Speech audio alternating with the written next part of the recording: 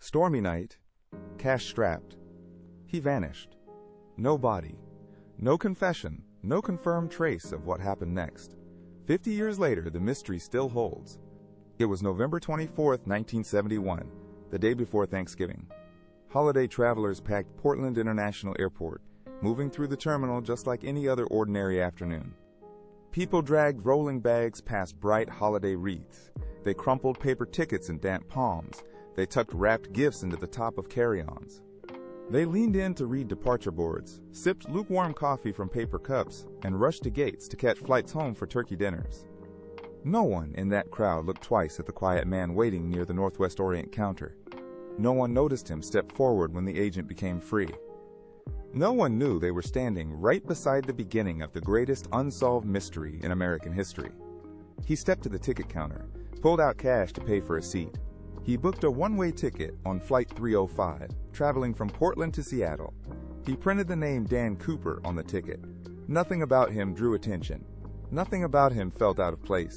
He carried only one slim briefcase. He moved to the departure gate and melted into the crowd without a ripple.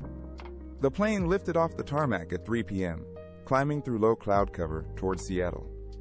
Passengers settled into their seats, pulled out books or magazines, and chatted quietly about their holiday plans. Cooper sat in his aisle seat, hands folded in his lap, and watched the clouds slide past the window. 15 minutes after takeoff, he leaned forward and passed a folded note to Florence Schaffner, the flight attendant working the cabin. At first, she assumed it was a harmless note from a lonely traveler. She slipped it into her pocket and kept moving through the cabin, serving drinks and checking on passengers. Cooper did not push. He waited. 10 minutes later, he leaned toward her again as she passed his seat. He spoke in a calm, steady voice.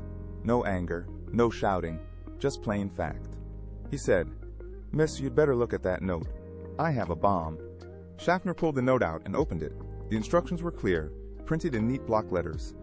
She sat down in the empty seat beside him, and Cooper unlatched his briefcase, pulling it open just enough for her to see inside.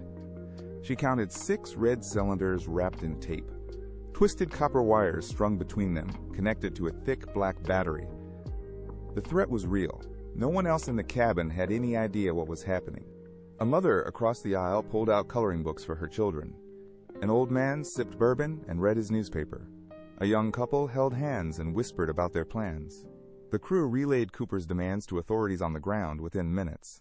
He wanted $200,000 in unmarked $20 bills. He wanted 4 functional parachutes.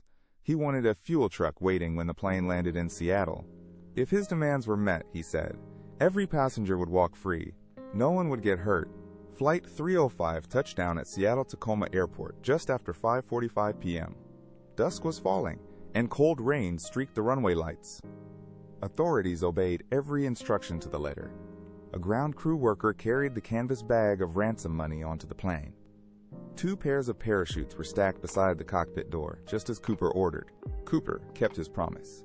He unlocked the cabin door and let all 36 passengers and 2 crew members walk off the plane. No one was hurt. No shots were fired. At this point, any other hijacker would have surrendered. They would have demanded a car, a clear route out, and traded their hostages for safe passage. But Cooper never planned to negotiate his escape on the ground. With only 4 crew members left on board, he walked back to the cockpit and gave his new orders. He told the pilots to lift the plane back into the air. Set a course for Mexico City, with a refueling stop in Reno, Nevada. He gave precise instructions for the flight, no higher than 10,000 feet, airspeed under 200 knots, landing gear left extended at all times, and the rear ventral air stair kept unlatched and ready. Night had fully fallen by the time the plane climbed back into the sky. Cold rain slashed across the windshield. Gusts of wind rocked the fuselage hard enough to rattle the cockpit controls. Below the wings stretched endless darkness, a vast expanse of thick pine forest and frigid, uninhabited wilderness. Cooper tied the canvas bag of ransom to his waist with parachute cord. He clipped one parachute to his back, slipped the reserve pack onto his chest, and walked to the rear of the plane. He pushed open the door to the air stair. Freezing, wind-driven rain roared into the pressurized cabin. The FBI launched one of the longest, most exhaustive investigations in its entire history. Agents chased thousands of leads across 40 states. They marched in line through hundreds of square miles of thick pine forest, probing the underbrush with rakes and poles. They published the full list of ransom bill serial numbers in every newspaper and bank in the country. For decades, they pursued suspect after suspect, theory after theory, rumor after rumor. 9 years after the jump, a child digging sand along the Columbia River found 3 decaying bundles of $20 bills. The serial numbers matched Cooper's ransom. The total was just under $6,000, but the discovery solved nothing. It only deepened every unanswered question. How did the money get there? Where was the rest of the cash? Where was Cooper's body, if he died? Where was Cooper if he lived? More than 50 years have passed since that stormy Thanksgiving Eve. What started as a single hijacking became a perfect vanishing act. And that perfect vanishing act has grown into one of the most enduring unsolved mysteries in American folklore. It remains unanswered to this day.